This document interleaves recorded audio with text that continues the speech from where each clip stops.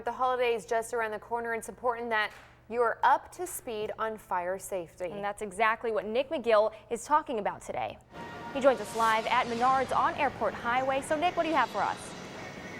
That's right, guys. I'm here at the Menards on Airport Highway, and we are talking fire safety and prevention. To help us do that, I've got the store manager with me, Tom Grove. Tom, how you doing this morning? All right, thanks for joining us so early. Now, let's get right into it. First things first, if we're talking fire safety here, the one thing people absolutely need to have is a good warning system. I mean, these are must-have in the home. We're talking about smoke detectors here. Tell us a little bit about what Exactly. Right now you have your basic smoke detector that is wired in to your home. And you go to your regular battery-operated smoke detectors also that will be placed in your bedroom. And so these all have different designations. This one's one for the bedroom, this is one for the living room, this is one for the hallway. You don't just use the same type of smoke detector for each type of area. No, not at all. But they all are battery operated. You do have a battery operated one here for your bedroom, a 9-volt battery. These two here will have a 10-year life, come with a battery included, and that battery has lasted for 10 years. And we're talking about safety here. Obviously, these things, they do save lives. If you don't know that there's a fire, a lot of times people are sleeping, they don't know.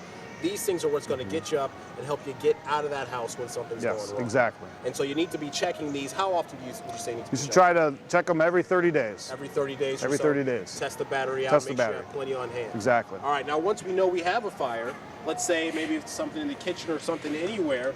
If we can put it out, now we're talking these fire extinguishers here. Yes. You have your basic fire extinguisher that every household should have. Make sure that it is fully charged. We'll have the indicator on the fire extinguisher there. Right. Make sure you're looking at that constantly to make sure that everything's all right. And like the smoke detectors we were just talking about, these also have different designations for either different types of situations or different points of the house. Right? Exactly. You have your workshop one right here, and then you have your different rechargeable fire extinguishers that you can use for different uses. Right. And we're talking, these are very simple things here, not very expensive, right? No, not at all. For your smoke detectors, they range from $12 on up to $30, depending on what type you're looking for. For your fire extinguishers, they range from $24 on up to $49. Right. And these aren't just costs we're talking about here. These are investments. These are investments save lives. Okay. Yes. And we also brought a little something here that I've actually never seen before, but it's also something that's very helpful, especially if you have those 2-story, 3-story type houses. Yes. And we're talking a fire escape ladder here. Yes. This will get each one of your members of your household out safely once you do have a fire, if you do have a fire in your home. This ranges about $49. About $49. And again, that's a lifesaver.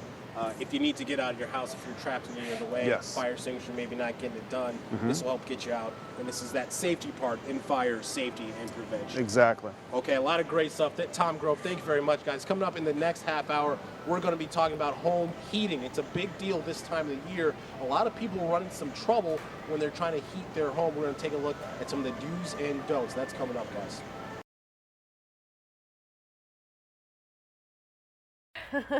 Well, it may be Halloween, but for many, the focus is already shifting to holidays like Christmas. Hard to believe. Well, in some cases, all those decorations and lights could end up being a fire hazard. So what can you do? Well, Nick McGill joins us live from the Menards on Alexis Road. Nick? Hey guys, back again. In the previous half hours, we talked about a few safety tips for your holiday lighting. First, real tree or fake tree. It's always safer to go with the faker trees. The artificials. Okay. Artificials, they don't burn up as much. And we're talking about lights. It's probably not the best idea to grab those old lights out of the basement. Out of the attic or out of the basement. Out of the basement, or out of the attic. LED lights are safer, they burn cooler. But also, when we're talking, sometimes accidents happen, Yes. right? They're unavoidable. Sometimes you just have a power surge or something, or that tree does go up. So if that happens, and we discussed a little bit about this yesterday, you want to have those things that can help keep you safe. We're talking about an alert system, and with that, we've got a couple of these smoke detectors with us. And Rob, I'm sure you sell a lot of these. These are things people need to have in their home. Yes. Keeps you safe, obviously. If you're sleeping, it lets you know that something's going on. So. Yeah. and get out of the house safely. Yeah, that tree goes up in the middle of the night. You want the fastest alert system you can. You need these all over your house. Believe me, you do. But if something goes up and maybe there's a small tree fire or something, you also got to be able to put it out if you can. The Clark Griswold. The thing Clark here. Griswold, yeah, as we talked about. Yeah, absolutely. And so that's why we have fire extinguishers here. I know you guys sell a wide varieties, and they come for different sizes for different situations. This one, I believe, is a living room type area, one, yep. and perfect to have near the tree or around that lighting display. Correct, yeah. Should in fact something like that happen, right? Yep.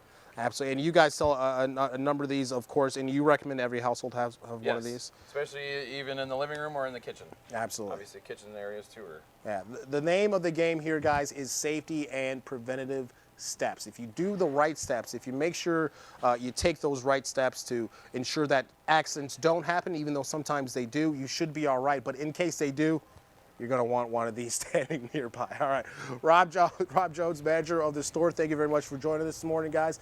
That'll do it for me here at Menards on Alexis for Fire Safety and Prevention Month. I'm Nick McGill. Back to you, ladies.